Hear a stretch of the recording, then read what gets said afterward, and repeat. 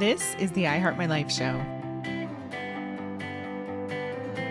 Today on the I Heart My Life show, I'm so excited to have Jamie Bright with us. She's an online business strategist, amongst many other things, mom of six, just such an incredible woman, someone I've gotten to know over the last few months in my peer mastermind. And I'm just so grateful to have her here to share so much wisdom with you about a lot of different topics. So, kind of the sky is the limit with this conversation.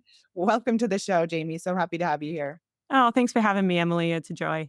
So when I was first introduced to you and you said that you're not only main breadwinner, incredible entrepreneur, but that you're also a mom of six, my jaw dropped a little bit because I'm always in awe of women like you. I have one, and sometimes I feel like I don't know how I'm going to do it. So I'd love to learn a little bit more about that side of things. But first, I want to start with some of the work that you do in the world and hear a little bit about your backstory and how you got into entrepreneurship. And then obviously we'll lead into where you are today. I never believed that I could be an entrepreneur. My family were farmers, so they were actually business owners, but I didn't understand that, and I saw it as something very different than like a real business because it was just a lifestyle. Like it was what they knew and what they did to survive. And so I went to school, I went to college and did all the supposed tos, ended up in corporate. And a friend of mine who worked in my department started a photography business after a quick conversation that we had. And I'm like, oh my goodness, I would love to do that. And she just went out and did it in like 2 days. Like we literally had a conversation. And then a week later, she had bought a camera. She had started a business. And so that planted that seed, seeing her do that. And we both geeked out about photography and had done, little bits for friends or whatever, but nothing with the intention of ever starting a business. But then seeing her take that and run with it made me say, why am I not doing that? And so I started my business as a side hustle, my official business, not selling gravel rocks, as a side hustle to my corporate job. And I kind of lied to myself for a while. I kept saying, oh, I never want to do this full time because I might hate it. And what I found was really the truth was I didn't want to try going full time with it because I was afraid I wouldn't have what it takes to actually do it. I was afraid of giving up what was a very high paying, secure career in the corporate world to do photography of all things. It's not exactly, a high income thing. And I didn't know any photographers who were making the money that I was making working corporate. And I didn't have overtime or stress. It was a really cushy, lovely job, but it was boring. It just sucked the life out of my soul to sit in a cubicle every day. And it was 14 months after I officially started my business where I had that realization like, no, I actually do want to do this full time. I've been lying to myself. And then I had to get serious and say, well, what would it take? And what do I need to do to go from, an extra 50 to $100 here and there on the side to actually making this something that would support my family? I only had 3 kids at the time, and my husband at the time was still in college, finishing up a degree that he hadn't finished right after high school. And so I was the only income. And so the thought of like, okay, can I support our family with photography of all things was just unheard of for me. But I just knew in my heart that that's what I wanted to do. So I started to get serious about the numbers and what would that need to look like and how much would I need to make a year in order to pay for benefits and just all the things that you kind of take for granted when you are working in a job, the corporate world and all those things that are nice to have, but you don't realize how much money they actually cost. And I had to deal with a lot of the fears that I have. What if I can't do this? And I just had to face it all. And I'd say, well, what I need to do? What do I need to have? And then once I had a picture of that, I had something to work towards. So I had this focus. I started going for it, and I was able to replace my income and leave my corporate job in about 19 months, which was it was just a huge accomplishment. I couldn't believe that I was able to do that so quickly from this little side hobby. And part of that came from really diving into the marketing and business side of things. And I noticed that, nobody's really serving the high end of the photography market in my area. So instead of like competing on price and going after all of these middle market clients, I'd rather have more clients, specifically wedding photography clients. So I literally came out of nowhere and I jumped to the top of the industry with positioning and just my offer itself. and was immediately booking clients. And like I said, it took about a year and a half to get to where I could leave my corporate job. And it attracted a lot of attention. I started having other photographers in the area reaching out to me and saying, okay, who are you? And how are you getting all of these clients at the prices that you're charging? And so I started a blog and I started sharing exactly what I was doing. And I'm like, I don't have it all figured out. I'm new to this game, but I'll tell you what I'm doing that's working. And I was getting a lot of my inspiration from other online businesses and taking these online marketing techniques and applying them to a photography business, which nobody was doing at the time. And then I realized doing photography was fun for me. Teaching other photographers to grow their business was like, oh my gosh, this is even better. Like, I can help them have a better life just telling them what I've done so they can do it too. And that was fun. But then when I got online and started doing this online marketing stuff, I'm like, oh my gosh, like I just came alive. I'm like, this is what I love doing. It's so much fun. So eventually I did transition into just teaching photographers how to grow a business. So that's kind of how I got into things. I love all this. And, I have so many questions because I feel like along that journey, so much comes up for people like you and me, especially when we leave that safe job. You obviously had a family to support. So, what point did you have to get to in that 18-month period to be like, okay, this is it. I'm able to do this? Was it just a certain amount of revenue, or what were some of the mile markers that you had to hit for that to feel aligned? Yeah, for me, it was 100% the revenue number because I needed to pay my bills. And so when I decided to get serious about my photography, I didn't take any money out of the business while I was working in corporate. And so part of what I did was I built up a good, it wasn't huge, but I built up enough in my business savings account to at least give me like a 3 to 6 month period where I could not bring in any new income, but still be able to run my business and, take a paycheck. And it just felt a little bit better. But also, the thing I had to remember was that if it didn't work, I could go back and find another corporate job. So I was in an insurance company as an actuary, and there's more jobs in the actuary field than there are people to fill them. And so I was also privileged to know that if it didn't work out, I could just go back to doing what I was doing. So I wasn't really risking as much as it felt like I was risking. Yeah, I totally resonate with that. I remember when I quit my job, granted it was just like a 20-hour a week matchmaking job that I didn't care about at all. I knew the worst case scenario was, okay, this doesn't work and I go get a job. And some Yeah. people, sometimes we make things up in our mind, make things so much bigger than they actually are. But when you follow that fear and get to the reality of, okay, well, if this doesn't work, what's actually going to happen? It can be a lot less scary. So I love that. So the reason I wanted to go into this story so in depth is because I know there are a lot of entrepreneurs in the audience or want to be entrepreneurs, but I also know that this is a big sort of element to your story because you had grown so quickly. You created something so amazing. You were making really good money from teaching other photographers how to do what you did. But at some point, I know that you got a calling to do something different and to massively pivot. So take us back to that moment and what happened next. Yeah. So I did grow really fast. I grew to about just shy of $700,000 a year in about 4 years, which blew my mind. Like my goal was just to replace my $8,000 a month income for, what I needed with benefits and all the things in 5 years. And I hit it in 18 months once I started with the online stuff. And so then anything beyond that was just like blowing my mind. But all of a sudden, there all of these competitors started flooding in.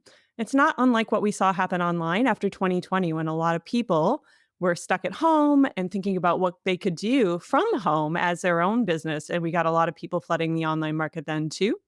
And so what happened was I got almost to that 700,000 a year mark and then my income started to drop. And part of that was I had started teaching any photographer who was taking any kind of photography client. So pets, boudoir, wedding clients, babies, like it didn't matter. They were doing food photography. And I was teaching all of them how to do online marketing to get more clients. But then there are all these people coming in who are much more specific.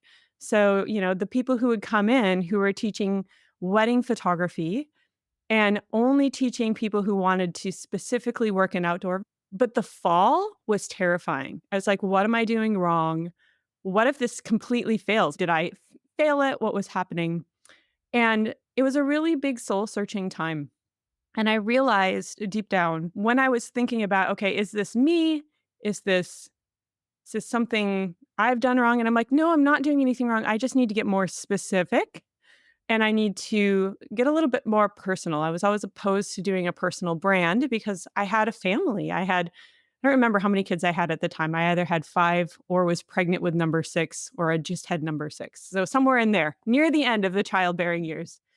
And I knew that I needed to find something more specific in order to bring this back and feel relevant to people.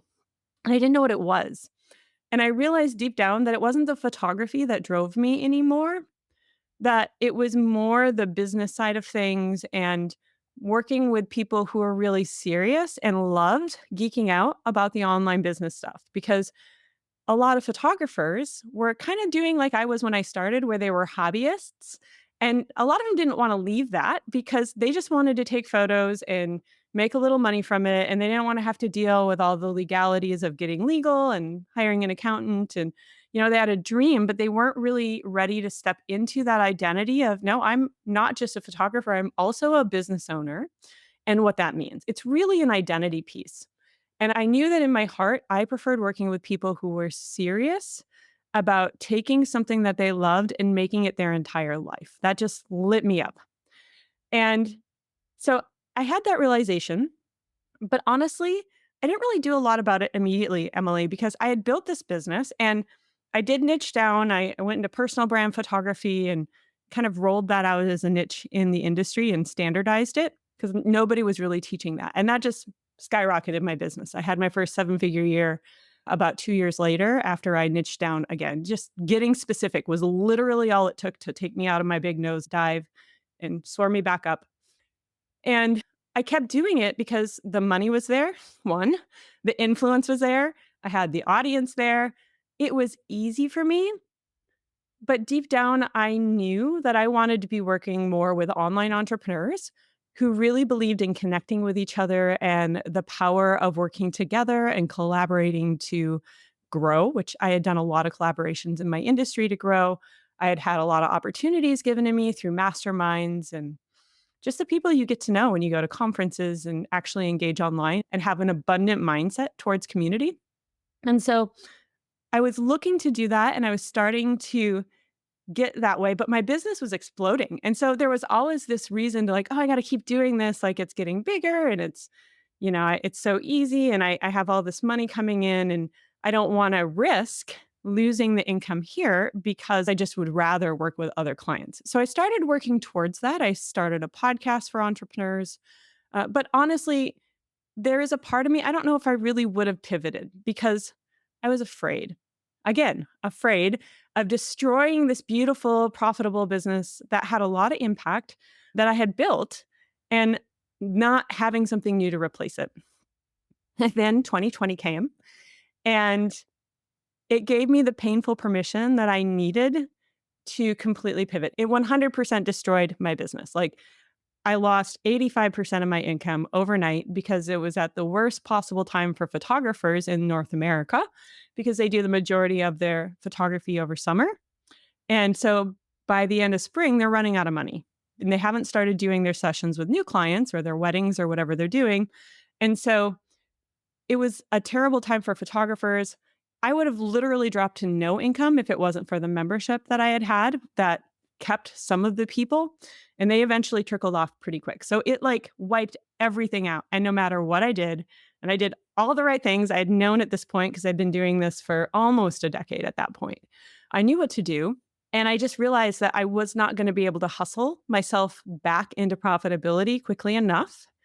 And that if I was going to spend all this time building something, there was no better time than now to make my pivot and start working with online entrepreneurs. So I really do call it the painful permission I needed to step forward and make this pivot. It was not easy, but it was the right move. And I don't know now looking back at how much work it can be to pivot and how hard that can be. if I would have actually followed through with it if it hadn't been for that, because I was so established. And it's so hard to step out of those identities where you're known into something where you're not known at all. It's like really like saying, who am I to say, oh, now I'm an online business strategist, as opposed to, oh, yeah, I teach photographers. It's adopting a new identity. And that can be extremely challenging when you have such a public identity in a completely different field. Thank you so much for explaining all of that. And you know that I can relate. I've been through my own painful Mhm. pivots. It's definitely not easy. So, can you take people back and share some of the first steps that you took mindset wise and emotionally to make those decisions and start moving in a different direction? Yeah, I think the first step was really getting clear about what I wanted. And that, like I said, happened 3 years before I actually was forced out of the nest into this pivot. And it felt so foreign to say, oh my gosh, what really drives me is working with these people as opposed to this. And not judging myself for it. Because there's a part of you that's like, well, I don't want to be seen as ungrateful for all that I've built. And I had a team. Like, I don't want to do something that's going to put them at risk because I was funding their salaries. I was not just, responsible for my own lifestyle, but theirs. And I had to really look at things and say, okay, how can I transition from where I am to where I want to be? And I knew that a big part of that is growing an audience. Like without an audience, specifically via email, that's always been the key for me. Without an audience, you can't sell very easy and you don't have the leverage in the influence. If you've got nobody following you on social media and you don't have an email list, like you can do all the right things, but you're not going to get any sales because nobody's going to see it to buy. And so I started my podcast. I mostly got photographers listening to it, but I did have a few entrepreneurs listening to it. And I started asking about how I could make this transition in some of the masterminds that I was in. And I was making progress, but in my head, there was always this like, well, I've got to do this first. Like, I got to do this first and I got to do for this first. And sometimes that's really helpful. Like when I left my corporate job, knowing that I had the finances I needed set aside so that I had a little bit of a runway and I knew what my numbers were and my pricing wasn't just like randomly pulled out of the air. It's like, okay, I need 12 weddings a year at this price. And then anything above that is extra. So we're good. That's responsibility. Knowing what your financial, I call them safety net, needs to be is going to help you feel regulated enough to move forward well. But there was always something else that was tied to non-essential things that was holding me back that was really tied to fear. So it's like, well, I've got to have this many people on an email list or this many listeners to my podcast or whatever. So I was doing some of the right things, but there was always part of me that was afraid to really jump all the way in until I was really pushed out of the nest and forced to. And so when that happened, I did have a little bit of an audience, not a lot. I mean, we're talking like, I think my email list was 86 people. I mean, tiny. I did have a bigger podcast list, but like I said, it was mostly photographers. And when I started surveying and asking them, who they were and what they were doing, I found out there was 86 people that were actually online entrepreneurs. So it was literally starting from scratch. And at the same time, I was also going through a divorce and then the pandemic. So, three big traumatic things at the same time. And it was a really hard thing to walk through all of that. And I had to give myself the permission to not know exactly what I wanted to do or how I wanted it to look from the very beginning. It was like, okay, I don't know what it will look like, but I'm going to have to trust that I will figure it out as I go because you can't move a parked car. And if you just sit there and try and think about it without actually taking some action and seeing how it feels and how your body responds and where your energy is at, that was really big for me. You can't really tell what you're going to love or not. So, for example, I started teaching a course for entrepreneurs. I did a beta launch, I taught it live, sold it, and then taught it. And I was so energetically drained, even though I had taught courses for years. I mean, I'd done tons of them. I was very good at it. I could show up without a lot of prep with just an outline and deliver it, but it was energetically draining. And so I started saying, well, what are the things that are energetically exciting me and giving me energy? Because with all the trauma going on, I needed this to actually energize me so that I could come back and be a good mom and not a depleted mom.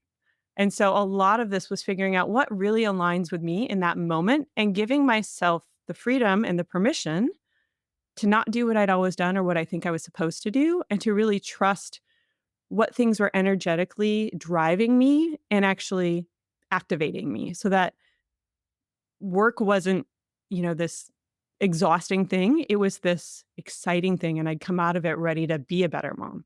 So lots of things like that helped me through it, and that helped me move forward. But it wasn't like a clear, oh, I just have to do this, other than the decision of, okay, nothing I do is working. If I'm going to spend all this time working, I might as well switch to this. So I think that took me about 3 months to come to that conclusion after trying all the things and like working till I was utterly burned out and exhausted and not getting results. Yeah, I totally hear you. And I think, one of the first things you said was it took a while to even make the decision. And I definitely resonate with that. I think for 4 years, I thought I was pivoting, but I was really just like doing more of the same. It just had a Yeah. little bit of a different flair on it. Mhm. But then you finally get to the point where you're like, actually, I need to go all in on this. And we Mhm. don't always know exactly what that's going to look like. But I feel like that's an energetic shift that has to happen for you to really move in the new direction. Mhm. And so talk a little bit about your family life during that time because also going through a divorce with 6 kids, like I just don't understand how you made it through and what your day-to-day life looked like. Who did you lean on? Give us some of the details. So one of the best things I ever did in my business was hire a house manager. So I had a team in the business, but what was happening is I was finishing up with work, coming back to my kids, and it's, oh, I've got to do the laundry, which was never ending with 6 kids. And I've got toddlers and a baby, and I've got all of these things that I have to do that are keeping me from being present with my children. But also when they were here and I was trying to work from home, you have this like, I'm not focused enough on the work because I also have to be, watching my kid play in front of me or whatever. But then I also feel like I'm being kind of a not perfect mom because I'm distracted and I'm on my devices and I'm trying to work. And there's this tension, I think, that we have as women who are moms and entrepreneurs of we're never able to fully be who we want to be. And so I actually had some friends in the online space who said, hire a house manager, not just a nanny, but somebody who can watch the kids, but also do the laundry, prep your food, or even cook it if you want them to, just take care of all the stuff. Like when a light bulb goes out, they can change it. All these little things that we don't think about as being a big deal because they're not, but they add up and they wear on you and they start, at least for me, if I have a lot of those things that start to add up, I feel like, oh, everything's falling apart or I'm not keeping up. And it ends up making me feel really heavy, even though it's only like, a couple hours of changing light bulbs and whatever. It's not hard. So we hired somebody full time who lived in our home. And so she had her own space in our home and she would come, up into the rest of the house. She could come at any time. It wasn't like she had to stay sequestered, Yeah. but because the rest of the home and the kids and everybody was kind of like work to her, when she wasn't working, she'd often kind of retreat to her own space to have literally space. When you're working with 6 kids, they're everywhere all the time. And so it really worked well for us because we live very remote and there wasn't someone local who could do this.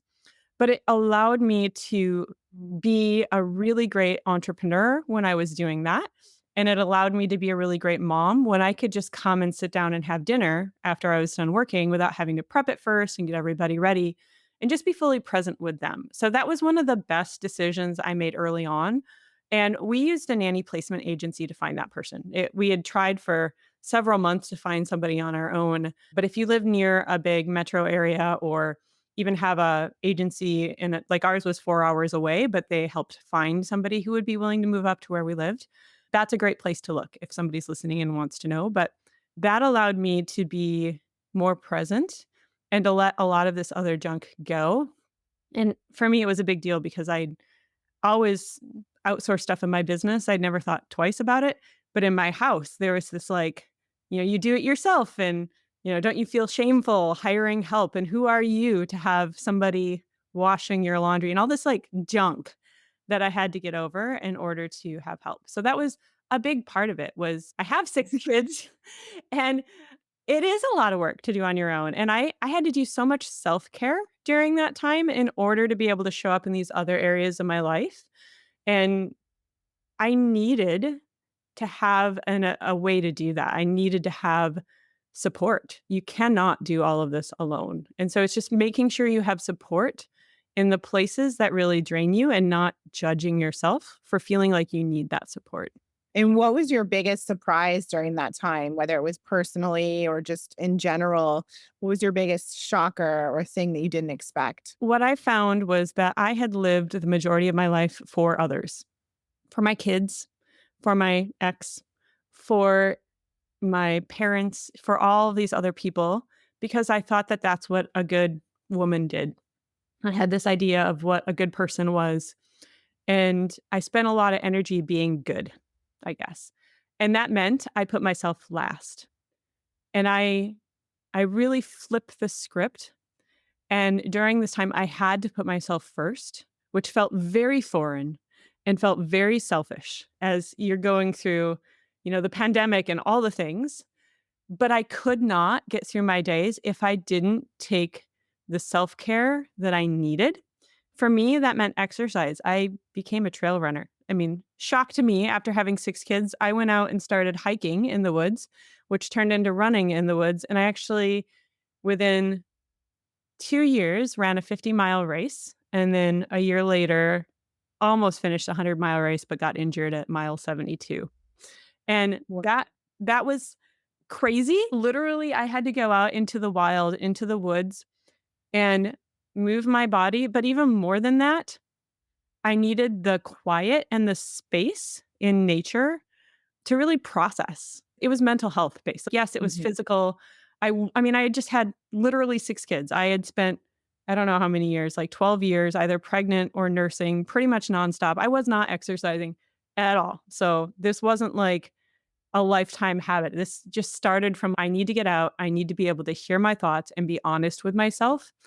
And I found that moving my body and doing that in nature was like a balm for my soul. So I spent a lot of time in the woods and accomplished something that I always thought was neat, that was not at all who I was or for me, that really transformed my life during that time and gave me a lot of energy and a lot of time to process. And then I came back and I was a lot better mom and a lot better business owner because I had that time to really think through and process while moving my body without other people around with expectations on me. So that was probably the biggest surprise was how it changed who I was and how putting myself first actually helped me be a better person to all the people that I wanted to be a good mom to or, whatever I needed to be for them. And so it was just a win for everybody, even though it was very difficult because that was not I never took self-care time, like at all. I love that example. So amazing. So take us back more recently. You pivoted, you started moving towards business strategy. And what happened at that point? What started to fall into place, or what clarity did you gain even in the last year or so? Yeah, I'm not gonna say that my transition was easy from when the photography business fell apart to where I am today.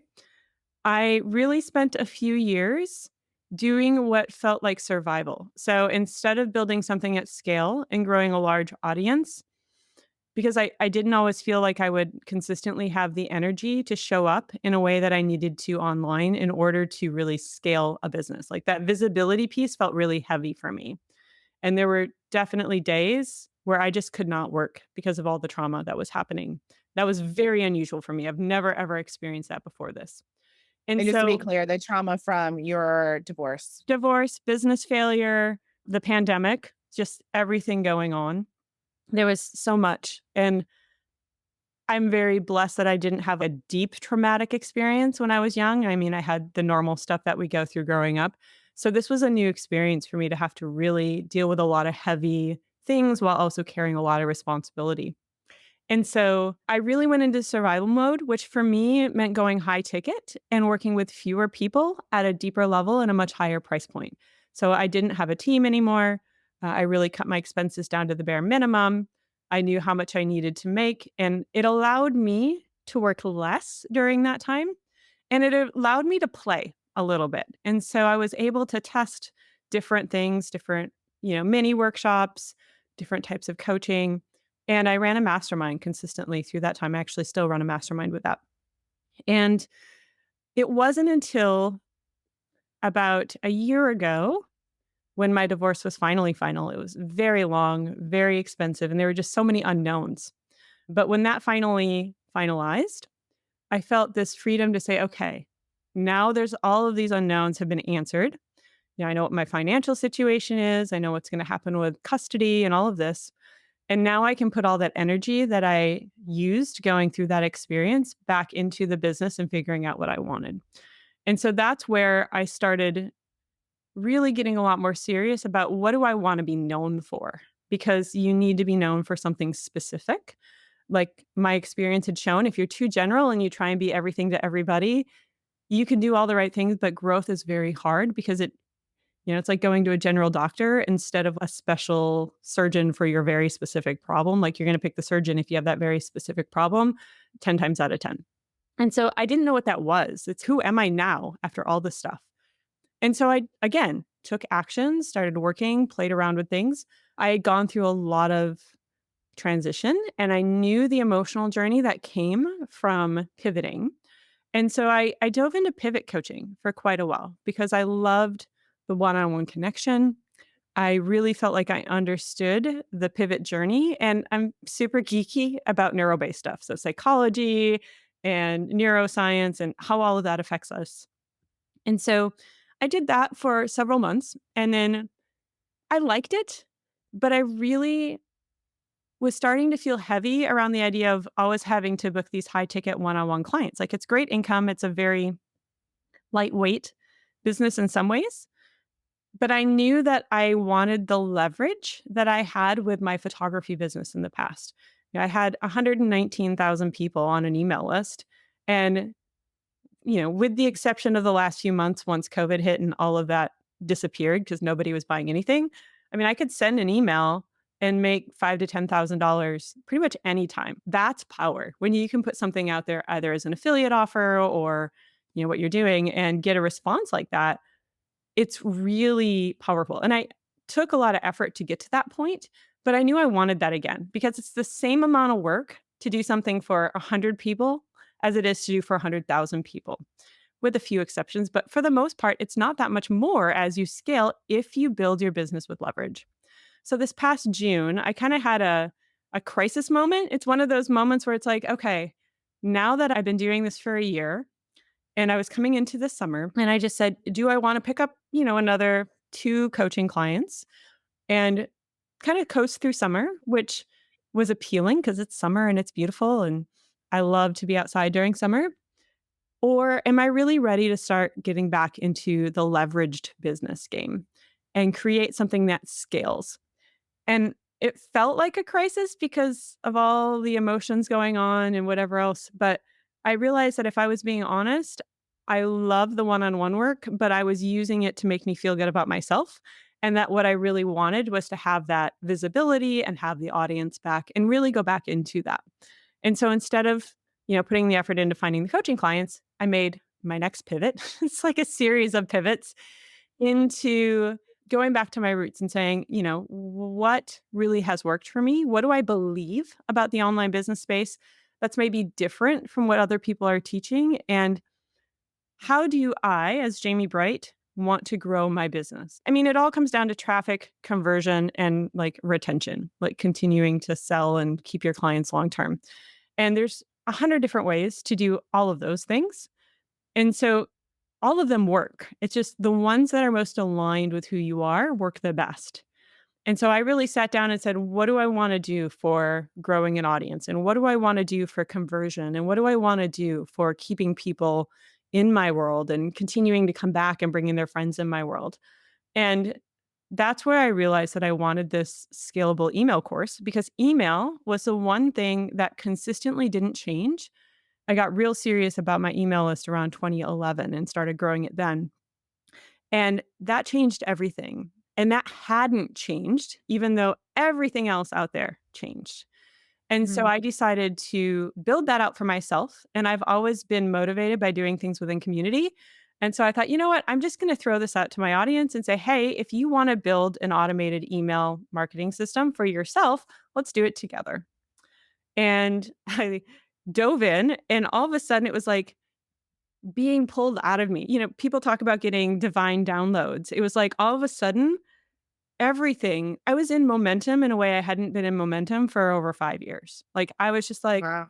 "Okay, here's my messaging, and here's how I'm different, and here's what I need to create, and why it works, and why it's different from what other people are doing," and it was like everything was just handed to me, and I just needed to show up and put it out on paper or onto my computer. And, I'm not gonna say I had this massive six-figure launch or anything. It was a slow trickle at the start, but it's been consistently growing since then, and I all of the signals are there that this is gonna be something big if I continue to show up for it in the way that I know I need to. So that was a big transformation that kinda came out of June, and being honest again with what do I really want, which I know aligns with your desires stuff so well. And then, okay, if that's what I want, what are the steps to moving forward with it? Yeah, and just being honest with yourself about where you've been holding yourself back, not wanting to be as visible. And then also, I love that piece around using your business and your one-to-one clients to kind of fill you up in a way that isn't necessarily healthy or the way that you want to be doing it. So, can you speak a little bit to that? How do we, as ambitious women, how do we tend to use our careers or use other external things to fill us up in a way that isn't healthy? I think we spend a lot of time trying to be the things we don't want to be. So, for example, me personally, to get completely vulnerable, I didn't want to be a disappointment. I didn't realize that that was what was driving me. But there were a lot of instances in my past where I felt like I had disappointed people without meaning to. Like, that I wasn't good enough, or, it was a self-worth thing. And when I realized that it wasn't that I needed to prove that I could do this, like, there's a part of my life where it's, yeah, I can prove that I can do this, but I've proven that. So that didn't drive me in the same way. Like, I don't care if I ever have a seven-figure business again for the sake of that. Like, that's an ego thing. And I really wanted that in one time. And then I got there and I'm like, oh, I'm still me. It's just the same. Great. More expenses, more revenue. It's fine. But I proved that I could do it. And then I realized that I was being driven by more of what I didn't want to be perceived as. And so I was over delivering and really wanting to get that direct feedback so I didn't feel like a disappointment, because a lot of areas in my life felt like I should have been further along, like after the pivot. This whole pivot began in 2020. It's 2024. Like, I should be further along. And, like, there are people that I assumed were disappointed in me and all this junk. And I realized that I have a pretty good headspace in my own brain for the most part. I was like, oh yeah, I worked through that years ago. Like, my brain's a really happy place to be. But really, all I had done was projected that onto what I thought other people thought of me. And so I still had all these negative thoughts. My brain reframed them as coming from others, even though that wasn't fair to the other people around me. And so when I realized that, I'm like, oh my goodness, like, I'm driven by this, and I don't have to use my business to prove to myself that I can do a good job and that I still know what I'm doing. And I didn't need those one on one clients to reaffirm that what I know still works. It's like, oh, I just need to create my own leverage and my own business. And I can let my business bring in income and let my personal life, like, I can deal with that on a personal side, and I can get that fulfillment and that love and that validation from the people who are close to me in my personal life, and just let my business be my business. And so that was something I had to get really clear on. I think we are all driven by either proving something to ourselves or really not wanting to be some negative quality. And I don't hear a lot of people talking about that, but all of my energy was going into not disappointing others and at the cost of my own life. Like, I would put helping others above my own stuff that I needed to do in my business, or helping my kids, or, whatever it was first. And that's a good thing, unless it really starts to cause you to not do the things that you personally need. And so that was a lot of the realization, like, oh, if I could just let my business make me money and make an impact, do it with integrity, do it right, but not have to get that validation from my clients, what would I do? It's like, oh, well, I would go back to scalable businesses and have a bigger impact and have bigger income potential, and not have to have the one on one, which fed me to some degree, but was also draining to always have to show up. And if I wanted to go on vacation, I had to work around these, you know, coaching clients that I would meet with regularly, and I just wanted more freedom again. And so that's where I came to that conclusion. I love that. Yeah, and I think it's so much about what you're saying I resonate with because I think for me, one of the big ahas is just recognizing how intertwined I've been with my businesses. And especially when you have a personal brand, it's hard not to be. But I've been playing with this idea of like, how can I be all in my work, but also not give it all my energy? Like, Mhm. all in doesn't mean that I have to give it everything, Yeah. right? Like you said, you have your business, it can be running, it can be making you money, you can be having the impact. That doesn't mean that like you're giving everything emotionally, every single second is spent with your business. You know, you have a life, obviously. And so I've been playing with what that actually looks like and getting clearer about that for myself as well. Yeah, and the one thing I can say, my oldest daughter right now is going to be 19 in November. My youngest son is 7. And so I have kind of kids, from early elementary through just graduated. And I know you hear this everywhere, but it goes so fast. It goes so fast. And when you start thinking about how many summers do I have left with my kids, it's like, oh my goodness, you know, this is scary, but it puts that into perspective. And I really had to say, if I say I want my kids first, what does that look like? And why do I keep finding important things in my business that should take priority when really I'm just either wanting a distraction because it's hard to be a mom. It is hard. I mean, there's a wonderful benefits, but like you can do the laundry every day and it is never done. There's something like, oh, it's always unfinished and you're never caught up and whatever else. But recognizing that it's okay to not love every aspect of being a mom, but that I still want to be this good mom and put that first and not let my business be an excuse to kinda, like, find who I am in that way. There's a lot of ways we use our business, I think, to give us meaning that really Yeah. isn't appropriate to having a healthy life. And it's easy. I love working because, yeah, it feels great to put out a campaign and get a bunch of sales coming in and say, "See, I'm worth something. I mean something to other people." When my kids are, you know, talking smack back at me because 'cause they're in their preteen years and they haven't gotten past that yet, and, like, it's really unrewarding at times when, you've got toddlers who are, like, making messes everywhere, and you just feel like you're just cleaning up after them, and they're in those teenager years and, whatever it is. But that's really, like, where I wanna be focused and deal with that in that level instead of using my business as an escape and a way to give me meaning. So just getting clear on that and having good boundaries and remembering that, I'm not fighting fires. There's no house on fire. Nobody's gonna die if I change my deadlines, and I can choose what I want my business to feel like. And I just have to be really aware and really honest with myself about what that should be. Yeah, I love what one of our colleagues said about how we're not curing cancer. Yeah. Shout out to Molly. Yeah. So, one of the things I'd love for you to touch on before we wrap up is a little bit around the pivot piece. So, I'm Mhm. sure you have a framework or something like what are the tangible steps that someone can follow or a path that they can take if they Mhm. are in that messy middle? They're right in the middle of the pivot, they don't know what the next step is. How would you lay that out for them? Yeah, I really found through a lot of study that there's 3 main psychological safety nets. I call them neuro-based safety nets that you need to have in place in order to move forward with your pivot.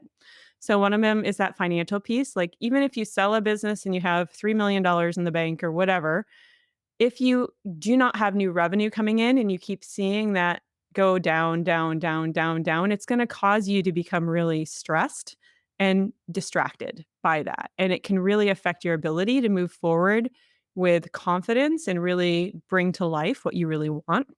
So you need a financial plan, even if it's not all laid out and perfect. You don't need to have a big amount, but for helping you bring in new revenue, even if it's a little bit at first, and have that start to grow. Because after several months, it will wear on you if you do not have that. The second one is having the beliefs, that internal neuro based safety net. You need to adopt the identity of who you want to be and really believe that you can be that person. And there's a lot of exercises you can do to help retrain your subconscious to step into who you really are inside and are becoming. But that's huge. And then the third one is community. You really cannot do this alone because our brains are literally trained to believe that other people in general know better than we do. That's why we go looking for advice from others to validate what we think is the right move. And so you need to have lots of different support, both from family and the people closest to you, as well as, maybe from the audience you're transitioning from or from peers. And just having a community base there to support you where you can be really honest and talk about your struggles and it's safe is a huge part of being able to move forward and actually get past some of the fears that come up. Thank you. Perfect. So before we ask you the final question, where can people find you online? The best place to find me right now is eversellingemail.com because that's where I'm housing all of this new stuff. And you can sign up for an email thing. And if you want to talk to me, connect there, you can do it. I don't really do social media. I've never really done a lot of social media. I'm a paid ads, collaborations girl, and then everybody goes into email. So that's the best place to Great. reach me. Thank you. So, at I Heart My Life, we really believe that we are able to create our dream reality, create a life that's better than our dreams. We can achieve far more than we ever thought was possible. We can live a beautiful life. So, what is one way that you found people can create a life that they love? I think the biggest thing is being really honest with yourself, which is super hard. I felt like there was a wall in my mind that wouldn't even let me consider if I was really happy doing what I was doing because I felt like I had to do it or I should be doing it to be a good person. Mm. And when I was really honest and said, is this really what I want? Is this really bringing me joy? Or is it being done out of obligation? And when I finally was honest with myself, it opened up a lot of fear because I was like, "Oh my gosh, can I really do that? Can I really make these changes? Who's it gonna hurt besides just me or whatever?" But also, it gave me so much hope. And the joy that came through moving through that very difficult process was absolutely worth it. But you have to be so honest, and especially for people pleasers or moms or anybody who's so used to giving, giving, giving, giving, giving, and putting themselves last, it can be incredibly foreign. So I know you work with people doing this. Absolutely find someone like Emily to do this with because if you don't know what you want, you will never get there. So true.